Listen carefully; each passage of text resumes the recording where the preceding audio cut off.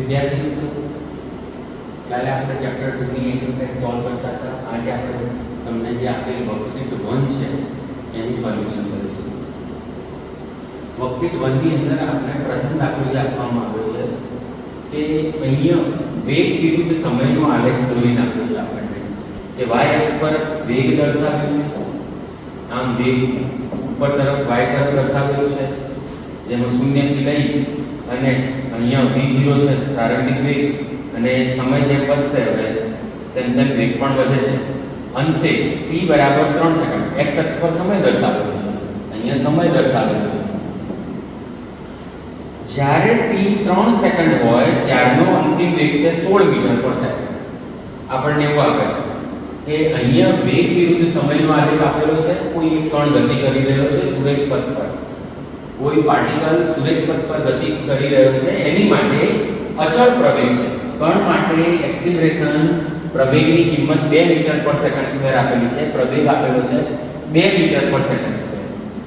અચળ પ્રવેગ આપેલો છે. t બરાબર 3 સેકન્ડ સમય અંતિમ વેગ આપેલો છે 16 મીટર પર સેકન્ડ. હવે આપણને પૂછી રહ્યો છે કે આ કણ માટે પ્રારંભિક વેગ ઇનિશિયલ વેલોસિટી પ્રારંભિક વેગ ફાઇન્ડ કરો. પ્રારંભિક વેગ v0 તમને પૂછેલો છે. તો આલેખ સ્પષ્ટતાથી સમજાય એવો છે, સરળ આલેખ છે. વેગ વિરુદ્ધ સમયનો આલેખ છે, જ્યાં x અક્ષ પર સમય દર્શાવેલ છે 3 સેકન્ડ, ત્યારે વેગ મળે છે આપણને 16 મીટર પર સેકન્ડ, એવું આકૃતિમાં દર્શાવ્યું છે. અને v0 પ્રારંભિક વેગ આપણે કેટલો છે એ શોધવા માંગે છે. આ કણ માટે પ્રવેગની કિંમત પણ આપણને રકમમાં આપે છે 2 મીટર પર સેકન્ડ સ્ક્વેર. તો ગતિનું પ્રથમ સમીકરણ લગાવીશું. ગતિનું પ્રથમ સમીકરણ લેતા ગતિના પ્રથમ સમીકરણ પરથી ગતિનું પ્રથમ સમીકરણ છે v અંતિમ વેગ બરાબર v0 પ્રારંભિક વેગ પ્લસ a * t. t સમય, a પ્રવેગ, v0 પ્રારંભિક વેગ, v અંતિમ વેગ. હવે આપણે આ કિસ્સાની અંદર v0 પ્રારંભિક વેગ શોધવાનું પૂછે છે આપણને. તો v0 ને કરતા કરીશું તો અંતિમ વેગ v, આ 80 આ બાજુ આવશે એટલે -80 થઈ જશે. અંતિમ વેગ 16 મીટર પર સેકન્ડ આપેલો છે આપણને આલેખ પરથી.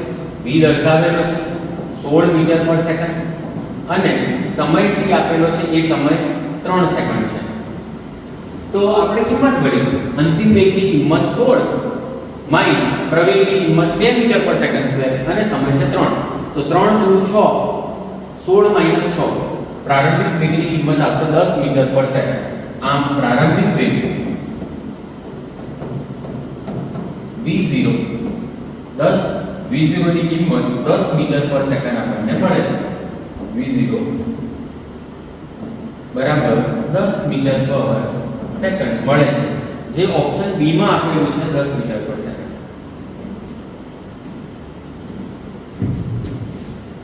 ગતિના 3 સમીકરણોની મદદથી તમામ દાખલા સોલ્વ કરી શકાય છે. ગતિના 3 સમીકરણો: પહેલું સમીકરણ v બરાબર v0 પ્લસ at, બીજું સમીકરણ s બરાબર v0t પ્લસ 1/2 at², અને ત્રીજું સમીકરણ છે v² માઈનસ v02 બરાબર 2as. આમ ગતિના 3 સમીકરણો છે. હવે આ 3 સમીકરણોની મદદથી બધા જ દાખલાઓ આપણા સોલ્વ થશે. એમાં આપણો બીજો દાખલો આપણને એવો આપેલો છે કે એક દડાને આપણે 100 મીટરની ઊંચાઈએથી મુક્ત પતન કરાવીએ છીએ. જેમ કે આ દડો છે મારા હાથમાં, 100 મીટરની ઊંચાઈએથી હું છોડું છું દડાને.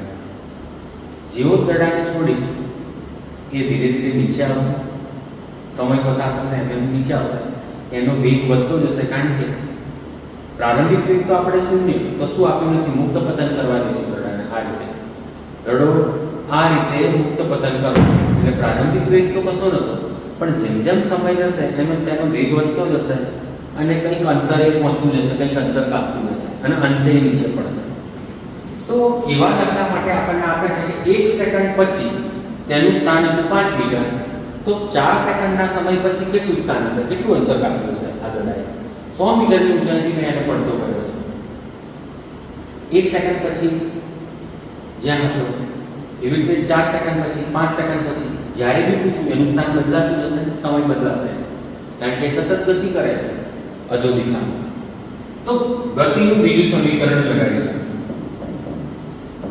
ગતિના દ્વિતીય સમીકરણ પરથી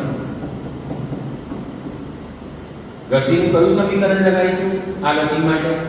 દ્વિતીય સમીકરણ. આપણને અહીંયા સવાલ એવો પૂછે છે કે ભાઈ 1 સેકન્ડ પછી જો 5 મીટર અંતર કાપતો હતો, 5 મીટર પર હતો, તો 4 સેકન્ડ પછી તેનું અંતિમ સ્થાન કેવું હશે? 4 મીટર 4 સેકન્ડ પછી એ કેટલા મીટરે પહોંચી ગયો હશે? આપણને એવો સવાલ પૂછ્યો છે. આ દડાને મુક્ત પતન કરાવે છે 100 મીટર હાઈટ ઉપરથી લઈ જઈને, અને કહે છે 1 સેકન્ડ પછી 5 મીટર પર હતો, તો 4 સેકન્ડ પછી એ કેટલા મીટરે પહોંચ્યો હશે? એ આપણે શોધી શકીએ સરળતાથી. ગતિનું બીજું દ્વિતીય સમીકરણ લગાવીશું. s v0t + 1/2t². હવે જ્યારે મુક્ત પતન કરાવતો હોય તો મુક્ત પતન માટે પ્રારંભિક વેગ કેવો હોય? આ ફ્રી ફોલ છે એટલે કે મુક્ત પતન. મુક્ત પતન, ફ્રી ફોલ મતલબ મુક્ત પતન. મુક્ત પતન કરાવો ત્યારે v0 પ્રારંભિક વેગ થશે. પ્રારંભિક વેગ કેટલો થશે? 0. એટલે કે પ્રારંભિક વેગ 0 થયો અને એ પ્રવેગ કોની બરાબર હશે? ગુરુત્વ પ્રવેગ બરાબર થશે. a બરાબર g. જ્યારે મુક્ત પતન કરતો હોય દડો ત્યારે પ્રારંભિક વેગ v0 તો 0 થશે અને એનો પ્રવેગ ગુરુત્વ પ્રવેગ થશે. એટલા માટે a બરાબર g. પ્રારંભિક વેગ 0, પ્રવેગ ગુરુત્વ પ્રવેગ જેટલો હશે a બરાબર g હશે. હવે ગતિનું દ્વિતીય સમીકરણ લગાવવાનું છે.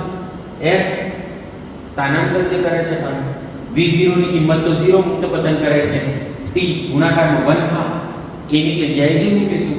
પ્રવેગ ગુરુત્વ પ્રવેગ જેટલો છે 1/2t². તો v0 0 મૂકતા 0 ગુણ્યા t એટલે પ્રથમ પદ તો 0 થઈ જશે. s બરાબર 1/2gt² એવું સમીકરણ મળશે. પ્રારંભિક વેગ 0 હોવાથી s સ્થાનાંતર 1/2gt² હશે. હવે હું s1 લઉં ત્યારે 1/2gt1². સમય t1 હોય ત્યારે સ્થાનાંતર s1 મળે, સમય t2 હોય ત્યારે સ્થાનાંતર s2 મળે. બંનેનો ગુણોત્તર s2 ભાગ્યા s1 મળે તો 1/2gt2² ભાગ્યા 1/2gt1² થઈ જશે. 1/2g 1/2g કેન્સલ થઈ જશે. બંને માટે સમાન છે બચવાનું. s2 ભાગ્યા s1 બરાબર t2² ભાગ્યા t1². s1 ને સામે લઈ જવું, s1 અહીં ગુણાકારમાં આવ્યું t2² ભાગ્યા t1². s1 5 મીટર સ્થાનાંતર કર્યું ગુણ્યા t2 ની કિંમત 4 સેકન્ડ ભરવાની છે, t1 ની કિંમત 1 સેકન્ડ ભરવાની છે. તો 4 નો વર્ગ 16 મળશે, 1 નો વર્ગ 1 મળશે. 5 ગુણ્યા 16 ભાગ્યા 1 16 5 80. s2 સ્થાનાંતર કેટલું મળશે? 80 મીટર મળશે.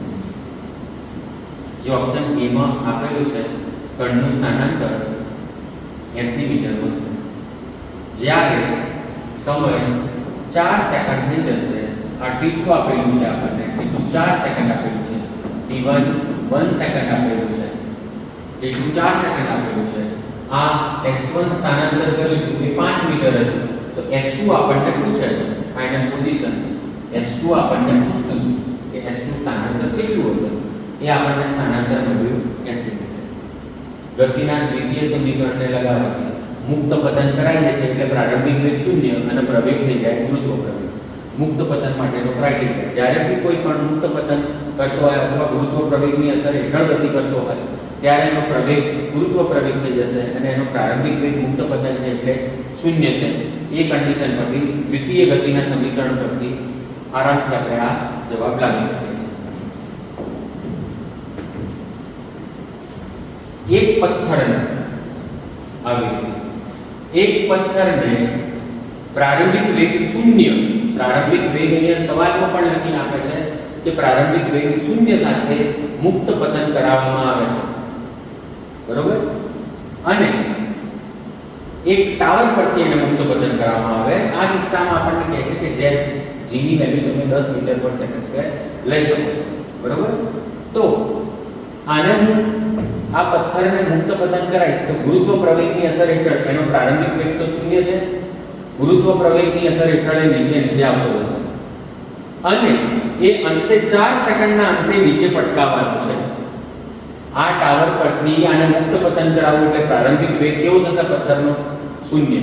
પથ્થર પ્રારંભિક વેગ થશે 0 અને મુક્ત પતન કરાવીએ છીએ તો આમ ગુરુત્વ પ્રવેગની અસર હેઠળ એ નીચે પડે છે અને 4 સેકન્ડમાં એ નીચે પછડાવવાનો છે એટલે કે આ અંતર જે કાપશે એની માટેનો સમય આપણને આપી દીધો કેટલો 4 સેકન્ડ આપણને કહે છે કે 4 સેકન્ડના સમયમાં t બરાબર 4 સેકન્ડના સમયમાં આ પથ્થર નીચે આ સ્ટોન પથ્થર આપેલો છે જેની 0 ઇનિશિયલ વેલોસિટી 0 છે મતલબ v0 0 આપે છે પ્રારંભિક વેગ અને 4 સેકન્ડમાં નીચે પટકાવવાનો છે ગુરુત્વ પ્રવેગની અસર હેઠળ ગતિ કરે છે ગુરુત્વ પ્રવેગ આપે છે 10 મીટર પર સેકન્ડ સ્ક્વેર તો આ ટાવરની ઊંચાઈ કેટલી હશે ઊંચાઈ પૂછે છે બરોબર તેથી પથ્થરનો પ્રારંભિક વેગ v0 0 મીટર પર સેકન્ડ આપેલો છે પ્રારંભિક વેગ અને સ્ટોન પથ્થર કેટલા સમયમાં નીચે પટકાવવાનો છે 4 સેકન્ડ સમય કેટલો સમય આપેલો છે 4 સેકન્ડ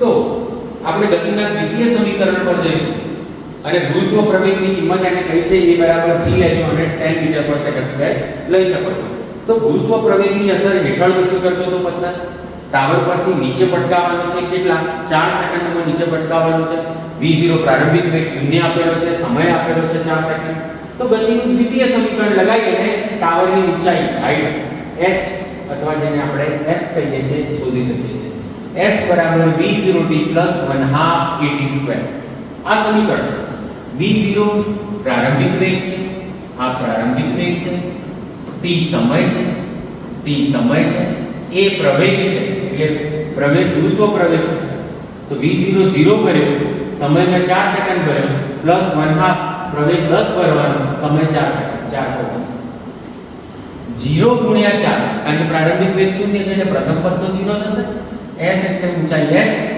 પ્રથમ સ્ટેપ થયું 0 1/2 પ્રવેગ થયો 10 અને t 4 સેકન્ડનો વર્ગ 16 થશે 16 ભાગ્યા 2 8 8 × 10 80 મીટર ટાવરની ઊંચાઈ કેટલી હશે 80 મીટર જે ઓપ્શન બી માં આપણને આપેલું છે કે આ પથ્થરને જ્યારે તમે મુક્ત પતન કરાવો છો અને પથ્થર 4 સેકન્ડના અંતે નીચે પડે છે તો આ ટાવરની ઊંચાઈ શોધી આપો ગુરુત્વ પ્રવેગની કિંમત તમે 10 મીટર પર સેકન્ડ સ્ક્વેર લઈ શકો છો પથ્થરનો પ્રારંભિક વેગ 0 છે મુક્ત પતન કરે છે પથ્થર એની માટે આપણને પ્રારંભિક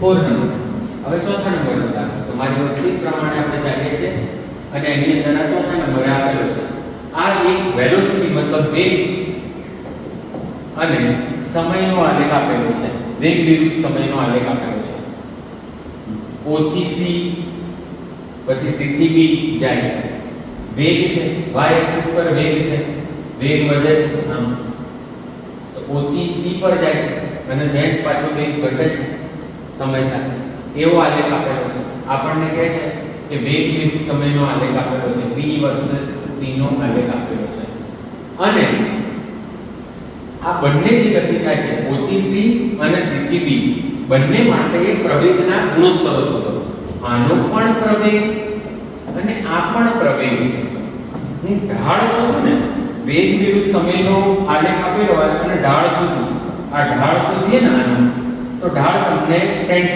આપશે tan θ એટલે સામેની બાજુ ભાગ્યા પાસેની બાજુ સામેની બાજુ તમને વેગ સૂચવે છે અને પાસેની બાજુ સમય સૂચવે આ સમય સૂચવે અને આ વેગ સૂચવે આ ભાગ તમને વેગ સૂચવે આ વેગ અને આ સમય તો વેગ ભાગ્યા સમય શું આપે પ્રવેગ આપે મતલબ આલેખનો ઢાળ પહેલા 60 ડિગ્રી છે તો કે સ્લોપ મતલબ ઢાળ થશે v વિરુદ્ધ t નો આલેખ આપેલો છે એની અંદર પ્રવેગ સૂચવે ઢાળ શું સૂચવે છે પ્રવેગ સૂચવે છે તો tan પહેલા 60 ડિગ્રી આપેલો છે tan 60 ડિગ્રી લઈએ તો tan 60 શું થશે AC ભાગ્યા OA આ તમને પ્રવેગ જ સૂચવે છે આલેખનો પહેલો પ્રવેગ સૂચવે છે અને પછી પણ આપેલો છે પ્રવેગ જ છે પણ પછી વેગ ઘટે છે એટલે આ પ્રતિપ્રવેગ છે પણ છે તો પ્રવેગ જ હવે બીજો tan θ શોધશો તો બીજા tan θ માં tan 30 ડિગ્રી શોધશો તો આ સામેની બાજુ થશે સામેની બાજુમાં વેગ થશે પાસેની બાજુ શું થશે સમય થશે તો અગેન tan 30 બરાબર AC સામેની બાજુ તો AC પાસેની બાજુ આની માટે થશે AB આ પણ શું સૂચવે છે? પ્રવેગ. આ બંને પ્રવેગનો ગુણોત્તર લેવાનો કહે છે આપણને કે ઢાળ આ OA અને AB, આ OA અને AB સમયગાળા માટે, OA અને AB સમયગાળા માટે જે મળતા પ્રવેગ છે, આ પ્રવેગ મળે છે આપણને. એક્સિલરેશન એટલે પ્રવેગ. એ પ્રવેગોના ગુણોત્તરો શોધો. તો જો રેશિયો ગુણોત્તર શોધીએ છીએ આપણે. ગુણોત્તર tan 60 ડિગ્રી ભાગ્યા tan 30 ડિગ્રી. હવે tan 60 ની કિંમત, પહેલો આ જે ઢાળ છે એમાં tan 60 ડિગ્રી આપેલો છે, આપણને સામેથી 60 ડિગ્રી આપેલું છે, ગ્રાફમાં આ 30 ડિગ્રી આપેલું છે. તો આપણે tan 60 ડિગ્રીનો ગુણોત્તર ભાગ્યા tan 30 ડિગ્રીનો ગુણોત્તર, tan 60 ની કિંમત √3 થાય અને tan 30 ની કિંમત 1/√3 થાય. છેદનો છેદ અંશમાં જશે, √3 ગુણ્યા √3, એટલા માટે √3 ગુણ્યા √3 શું થશે? 3 થશે. આ પ્રવેગોનો ગુણોત્તર તમને 3 આપે છે. આ આલેખના વેગ વિરુદ્ધ સમયના આલેખના ઢાળ પ્રવેગ સૂચવે છે. બંને ઢાળનો ગુણોત્તર પૂછેલો છે. ઢાળ 1 પહેલું આ tan θ1 અને આ tan θ2, બંનેનો ગુણોત્તર જ પૂછેલો હતો તમને. tan θ1 ભાગ્યા tan θ2 પૂછેલો હતો. એ શું સૂચવે છે? પ્રવેગોનો ગુણોત્તર સૂચવે છે, જેની કિંમત આપણે લાયા છે. બરોબર? tan θ1 અને tan θ2. આ tan θ1 રાખીએ છે, આને θ1 કહીએ છે, 60 ડિગ્રીને θ1 કહીએ છે, આને θ2 કહીએ છે. એવી રીતે ધારીએ છે અને બંનેનો ગુણોત્તર આપણને 3 મળે છે.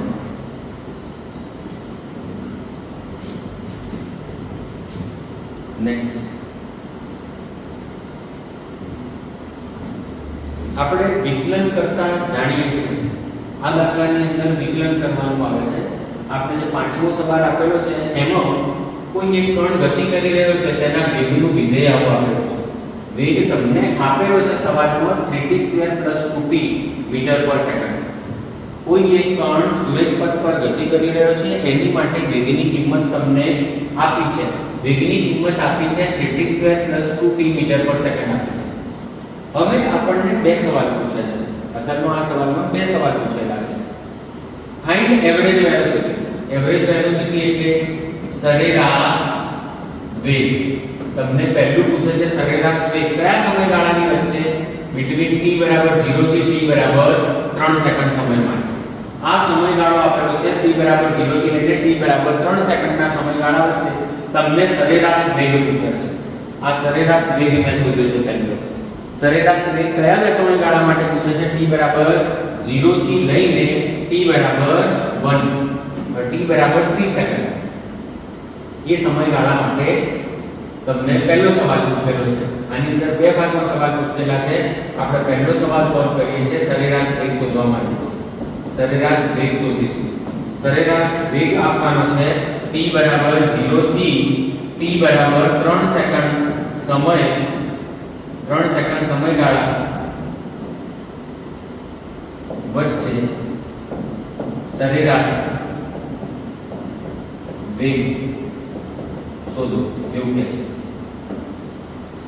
t = 0 થી t = 3 સેકન્ડ સમયગાળા વચ્ચે સરેરાશ વેગ શોધી આપો એવું આપણને સવાલમાં પૂછે છે. અને આપણને વેગનું વિધેય આવું આપે છે 3t² + 2t મીટર/સેકન્ડ આપે છે. વેગનું વિધેય એવું આપે છે.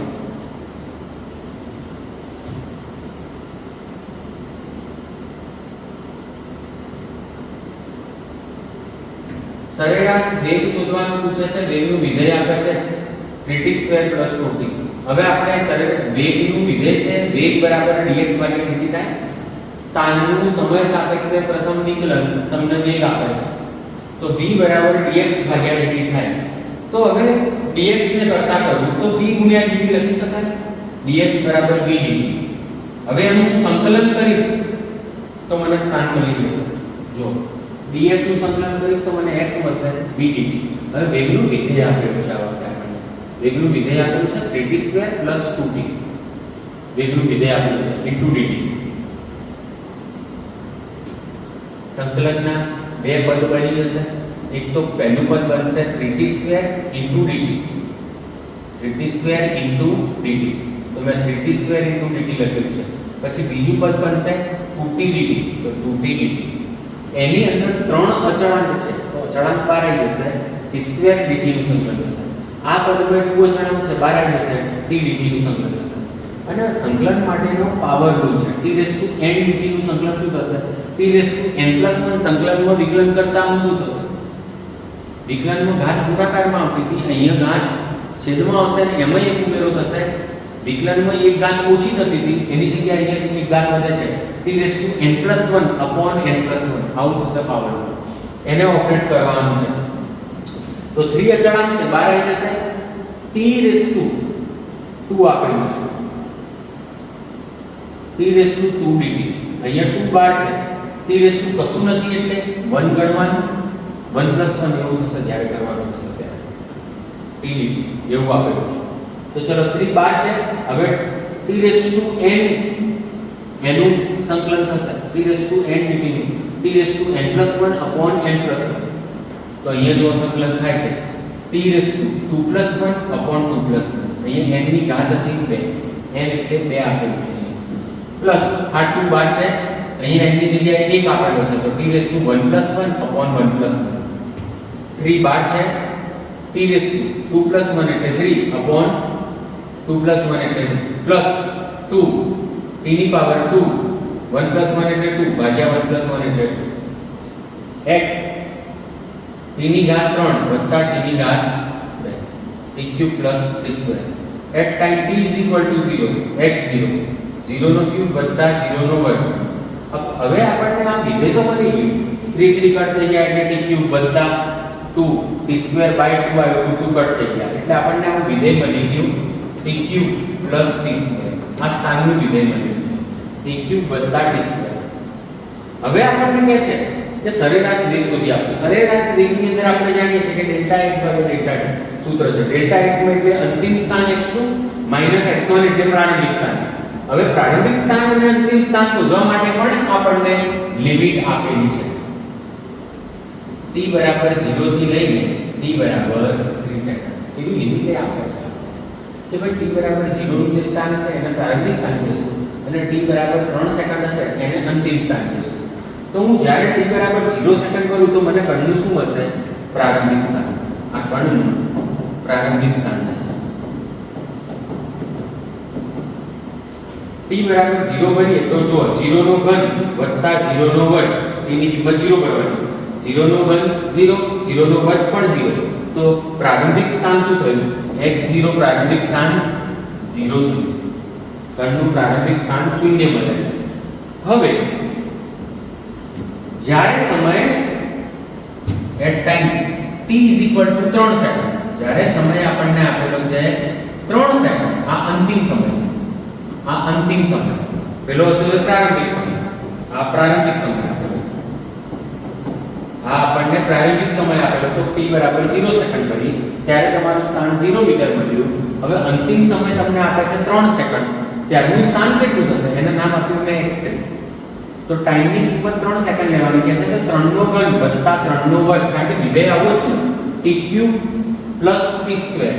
t ની કિંમત 3 ભરવાની છે તો મેં 3 ભર્યું. 3 નો ઘન વત્તા 3 નો વર્ગ. 3 નો ઘન લઈશું તો 27, 3 નો વર્ગ લઈશું તો 9. 27 + 9 36. તો 27 + 9 36 મીટર થશે. તો x3 આપણને સ્થાન મળે છે 36 મીટર. તો આમ હવે સરેરાશ વેગ શોધી શકાય. સરેરાશ વેગ, એવરેજ વેલોસિટી, સરેરાશ વેગ આપણને મળે છે Δx / Δt. Δx એટલે અંતિમ સ્થાન માઈનસ પ્રારંભિક સ્થાન, આ અંતિમ સમય માઈનસ પ્રારંભિક સમય. અંતિમ સ્થાન આપેલું છે 36 માઈનસ પ્રારંભિક સ્થાન છે 0. આ અંતિમ સમય 3 - 0. તો આપણને સરેરાશ વેગ મળશે 36 - 0 એટલે 36, નીચે 3 - 0 એટલે 3. 36 / 3 12 મીટર પર સેકન્ડ આવશે. આ સરેરાશ વેગ મળે છે. જે સમયગાળો આપેલો હતો એની માટે આપણને સરેરાશ વેગ 12 મીટર પર સેકન્ડ મળે. હવે આપણને પ્રવેગ પણ કયો છે, બીજો દાખલો અંદર પૂછેલો છે કે આ તો સરેરાશ વેગ થઈ ગયું. Also find acceleration. એક્સિલરેશન એટલે પ્રવેગ કે છે. પ્રવેગ at 3 સેકન્ડ. પ્રવેગ પૂછે છે 3 સેકન્ડ પર. 3 સેકન્ડ પર કણનો પ્રવેગ કેટલો હશે? તો તો પ્રવેગ શોધવા માટે મારે વેગનું શું કરવું પડે? વિકલન કરવું પડે. મને વેગનું વિધેય તો આપેલું હતું એને 3t² + 2t. તો જો પ્રવેગ ક્યારે મળશે? જ્યારે વેગનું વિકલન કરીશ સમય સાપેક્ષે. તો d/dt of v, v આપેલું છે વિધેય 3t² + 2t. વેગનું વિધેય આપેલું છે 3t² + 2t. આનું વિકલન કરીશું. વિકલનમાં પહેલું પદ છે 3t² અને બીજું છે 2t. તો 3 અચળાંક છે બહાર આવી જશે, d/dt of t² થશે પ્લસ 2 અચળાંક છે બહાર આવી જશે, d/dt થશે of t. તો 3 હવે ઘાતવાળો નિયમ, વિકલન માટે ઘાતવાળો નિયમ, પાવર રૂલ. આમ જેમ આની માટે પાવર રૂલ હતો, વિકલન માટે પણ મેં આપણે આગળ જે દાખલો ભણ્યા એમાં મેં પાવર રૂલ લખેલો હતો. વિકલન કેવી રીતે થાય છે એ ઓપરેટ કરી જોયું અને એની માટે ઘાતનો નિયમ લખેલો. ઘાત એનો ગુણાકારમાં આવશે અને એક ઘાત ઓછી થશે. ઘાત જો અહીંયા બે ઘાત ગુણાકારમાં આવશે તો બે ઘાત ગુણાકારમાં આવી 2 - 1 એટલે એક ઘાત ઓછી થશે. સેમ આમાં બી આ dt/dt આ કેન્સલ થઈને 1 થઈ જશે તો 2 * 1 થશે આનું. પણ આની અંદર ઘાતનો નિયમ વપરાશે. t² નું વિકલન થશે 2 ગુણાકારમાં આવશે અને 2 - 1 એવું થશે. તો હવે 3 તો ઓલરેડી બાર છે તો 3 * 2 શું થશે? 6t અને t ની ઘાત 2 - 1 એવું થશે. 3t² નું વિકલન કરીએ છીએ 3t². એમાં 3 બાર આવશે વિકલન t² નું થશે.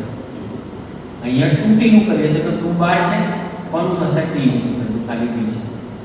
હવે વિકલનનો ઘાતનો નિયમ, ઘાત ક્યાં આવશે? ગુણાકાર. તો આ ઘાત 2 ગુણાકારમાં અને એક ઘાત ઓછી થશે 2 - 1 થશે.